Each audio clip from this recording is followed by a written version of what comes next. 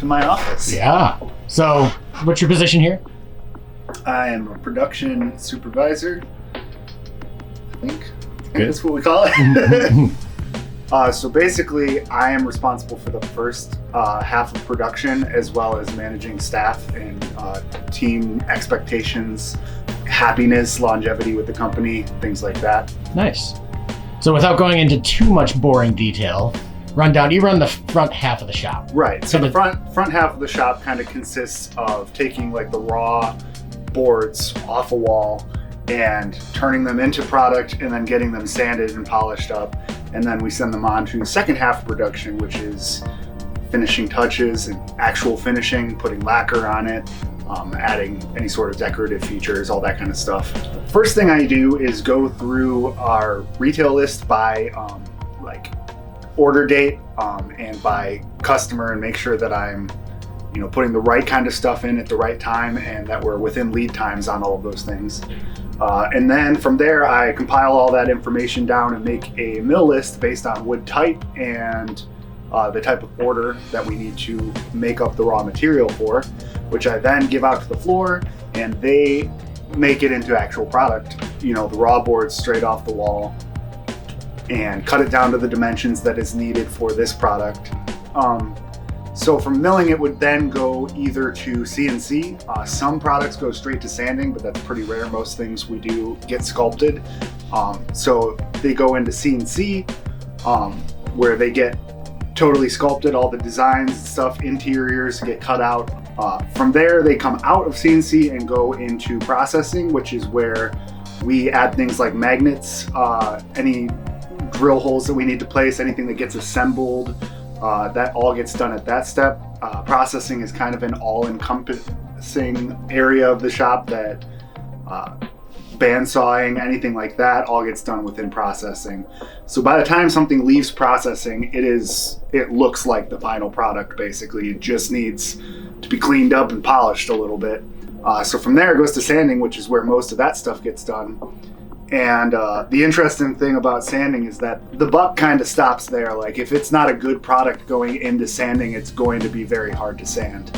So all problems kind of compile on sanding. So that's why it's really important to make sure that all of those stations are working together to get the best possible product into sanding, or else it's going to take a really long time and a lot of effort and a lot of frustration to get it to be a decent product if it didn't start out that way. And then from there, I wash my hands of it. You're balancing a lot of things, right? Right. I'm balancing, so different things take significantly different amount of time in the CNC especially. Milling, a lot of it's, fairly close to the same. A lot of things you can cut up pretty quickly. It's how long it takes in the CNC that really has to control a lot of that flow. Some of our runs take as much as 14 to 16 hours for a single cut on the CNC. And some other things are half an hour. A cocoa tile might be a half hour, but that's a single cocoa tile times 12 for a set. So you have to really have a good understanding of what labor and what machine time goes into every product, so you can balance those things and make sure you're not overloading the CNC with only things that are 14-hour cuts. Right, and you balance retail and stock and Kickstarters. And Kickstarters, yeah. And you have to have kind of an even amount of all of those things combined. Right now, it is very heavy Kickstarter because we are fulfilling a Spellbound. We are fulfilling Labyrinthos, which is the game that we just put out, as well as our normal production on Cocos and Dice Towers, GMS. So it's pretty heavy on Kickstarters right now, but we're kind of, really settling back into those grooves, because after quarantine and everything, we had to lay off of some of that stuff and really focus on getting the business back in a good standing. And now we're back, so we're fulfilling promises that we made a couple years ago. And I think the hardest part is that the problem that you have is never the problem you thought you were going to have, and you have to make quick decisions when someone confronts you and brings this problem to your attention, have a positive net impact on the company as a whole, or on the quality of the product. So you have to run a lot of scenarios through your head, within 10 seconds of being asked this question, and make a judgment call when you had absolutely no preparation. You might have prepared 15 answers for 15 different questions. This was not one of them. I mean, I'm not what I would describe as like a control freak, but I like having the ability to make the changes and the calls that I think will be best, because nothing's worse in a job than not having any power to change things when you see a problem. And I feel like I have the ability to make those tweaks and changes when I see them, and it helps to have job satisfaction, and it helps to feel like I'm building this company.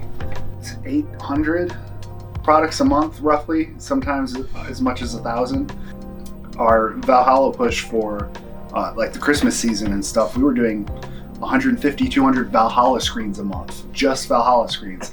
And those are pretty labor intensive products. So if we can do that, something like a Dragon Sheath is a lot less labor than a Valhalla screen is. So if we were doing all Dragon Sheaths, we could probably do 2,000 of them in a month. Well, thank you. Any parting words of wisdom?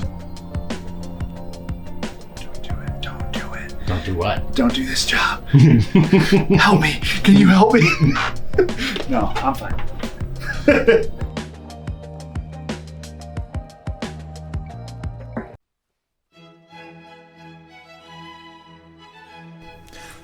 You cannot learn anything from books. This is just fact.